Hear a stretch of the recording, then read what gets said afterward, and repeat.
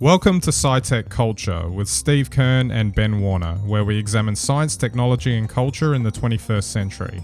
Visit our website at scitechculture.com. I don't think I've gotten quite all of the AI out of my system at the moment. I think that's what we'll be talking about for 2025, because I feel like we're getting to a peak AI frenzy with so much being talked about and whatever.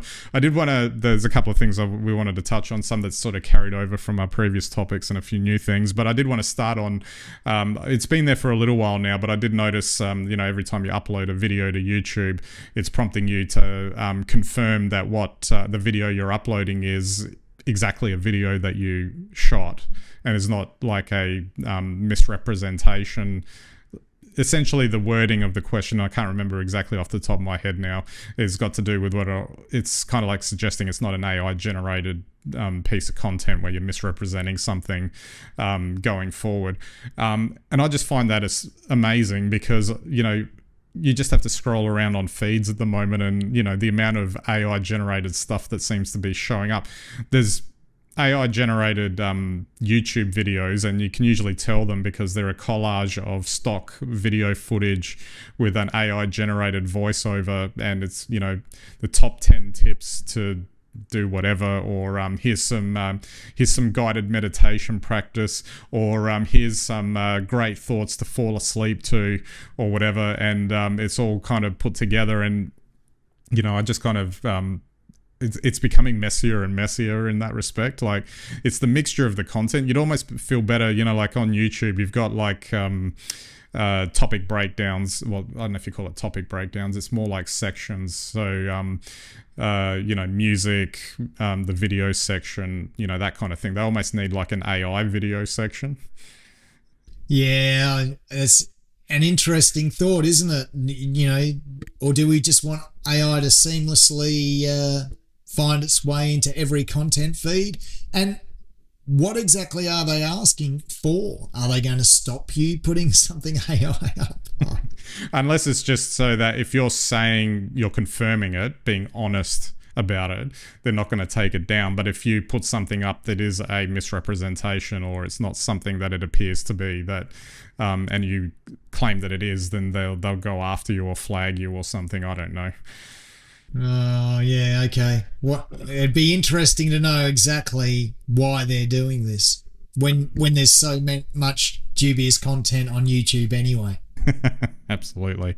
Well, we were talking about AI and advertising last week, and just wanted to carry this forward with Facebook and Instagram, looking to have from Meta enabling AI ad creation by the end of next year. And essentially, I guess we were talking about it before we started, but essentially the gist of it being that AI is effectively going to be generating these ads for people on their Facebook pages or whatever.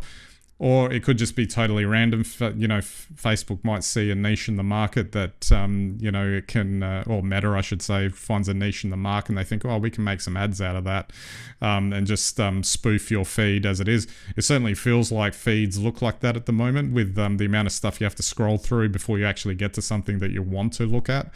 Or you'll see something like, how did it know that I was looking at that? Now, I know we've had discussions in the past about how Google does that, where how does it mysteriously know to put certain types of links at the top of your Google searches if it didn't have cookies embedded in your browser history or whatever. But this is a little bit more, dare I say it, insidious, because essentially it could be, effectively mining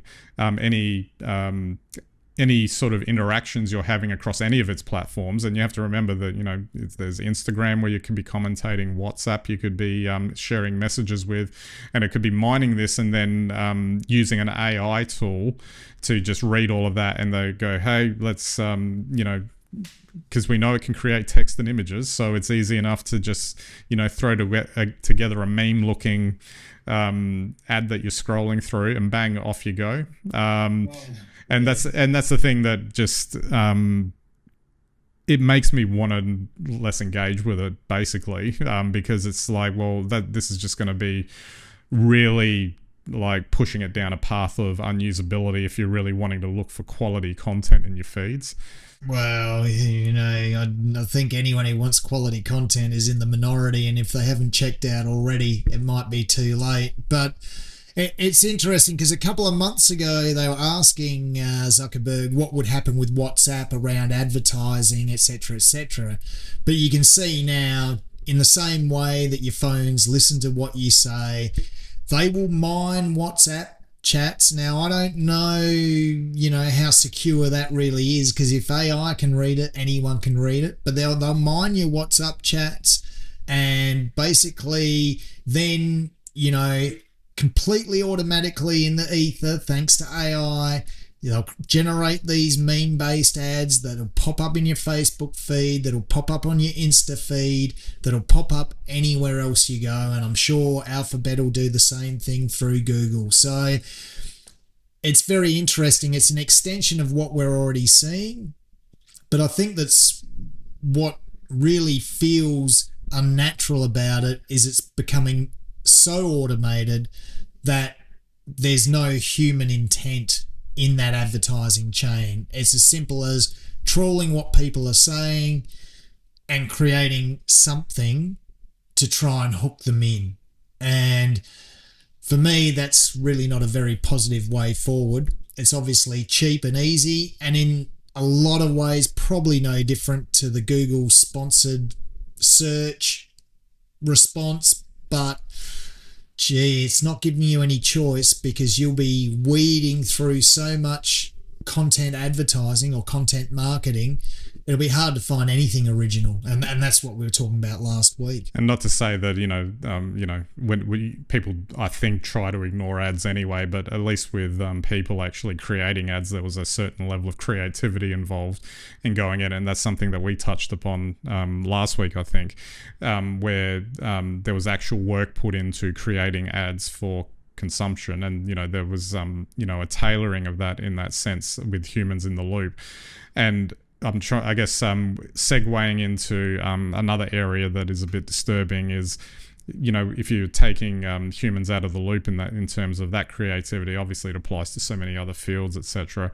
And then, I wanted to get to this next topic, which was saying new research saying, AI reduces brain activity, and I actually don't know if I needed to see a study on that. I feel like that's almost like a obvious thing to kind of see that would be the case, because the key thing being, and I think, again, it's something we've touched on before, is are you using the AI tool? And it's funny, it's either you as the individual, or it could be a corporation like Meta wanting to sack workers in their ad department because they don't want to pay them.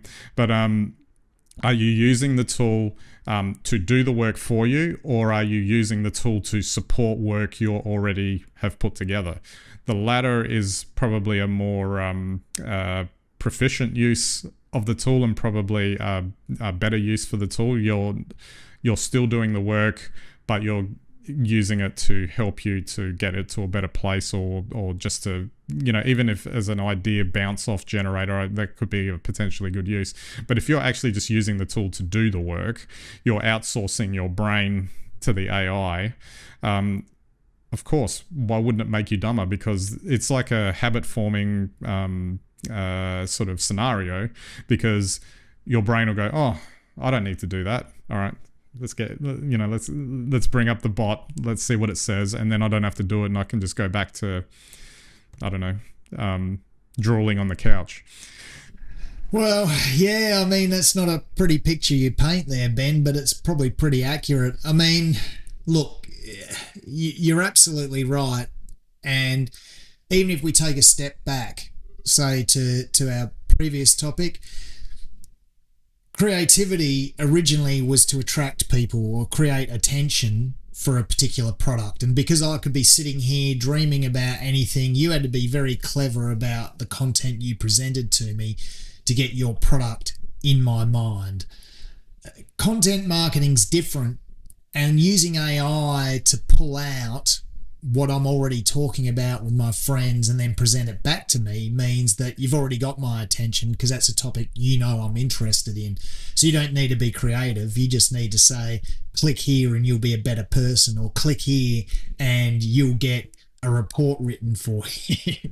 and then this is where it is making us dumber, because exactly as you say, if all we do is interact with things that we are already front of mind, and we take that information when we need information, and typically, and studies have shown this, that if we don't know something and we feel we need to know something, we almost certainly believe what we're told.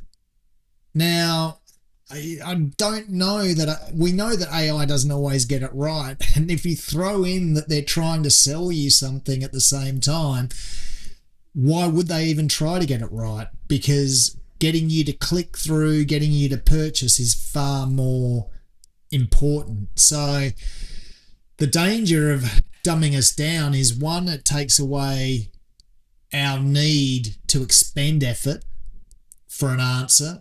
Two, it allows us to believe any answer because we're saving effort. And three, it removes any need for creativity. And once you remove those things, you have people that aren't thinking very much about the content they're interacting with, and it lowers the bar for creativity and the human interaction with creativity. Absolutely. I know this is sort of tangentially related, but if you want to bring yourself back into the loop when it comes to your feeds, when you're on YouTube, instead of just clicking on links that it presents you, maybe use the search tool and actually deliberately search for completely different topics, obviously, of what you're interested in. Keeps your mind active, and it might actually educate the algorithm to be a bit more random with what it actually spits out for you. Yeah, amen to that. Absolutely. All right, just finally, change of pace. We're talking about creativity. This summer's cinema releases. Obviously we're a bit cynical about where Hollywood's gone these days. Obviously, we've spoke about F1. I haven't seen it, but I'm waiting for it just to drop on Apple TV before I have a look at that. But I have gone and seen Jurassic World Rebirth and the new Superman film. And it's funny because when it comes to creativity, the Superman film was actually interesting to me because you actually got, because James Gunn, the writer-director of the film, you actually got, it wasn't just that he, produced a good film and, would have a pretty good mass appeal. I actually sensed the authorship, the voice of the filmmaker coming through the material, which is almost completely non-existent in today's cinema environment, contrasted to Jurassic World Rebirth, where essentially that felt like a committee-driven thing. Apparently Spielberg came up with the idea, and it looked like it had, like I could imagine when Spielberg was involved at the idea level, that it probably sounded good, because there is a core idea in there, like what the structure of the film would be good. The problem is that it really felt like, oh yeah, we've got 20 minutes of dinosaur scenes that have been left over from previous films that we haven't used. Let's chuck those in and just, have some other stuff around it. So, which unfortunately, none of that is very good. Unfortunately, a lot of really dumb characters and a lot of really dumb decisions. And the irony is that even though the dinosaur scenes were really good, what I found funny is that one dinosaur scene almost seemed like a replica of the scene from Jaws when they're shooting the barrels in it for the first time, because they're shooting, like they're trying to shoot no spoiler alert, they're just trying to shoot something into a whale-sized dinosaur thing. And then there's another scene that was probably the best dinosaur scene in the film, which was really just the last scene left over from the original book that they never got to. So it's interesting. Like, I think, I mentioned to you before we started that my main issue is that the Superman film, obviously, it's really good to watch. I think it'll be really successful. But, back in the day, I would have considered that to have been not like I was super excited coming out of it thinking I'd watch something fantastic. It was just more, yeah, that was worth the money. I didn't feel like I wasted my time. I really enjoyed that. Whereas today, that's kind of like the top of the heap in terms of the quality level. Anyway, that's a lot of rambling about that, but it's interesting. Oh, it is, and I probably don't have much to add except when you've got human characters making dinosaurs look clever. I think that's time to call it a wrap on the franchise. Yeah, well, and that's the other funny thing. Like, I thought that they wanted to spur more sequels. That's the whole point of franchises these days. And, you know, it's the 7th film, which, I don't know, would technically be the first in a new trilogy, you know, going forward. But there was nothing in the film that would obviously lead to more films. Like, I don't know where they go from here, actually, because they actually... you know, the whole thing in there was a whole thing about the dinosaurs were starting to die out in the modern environment. So if they're all dying out and they all disappear, then where's the next film going to be?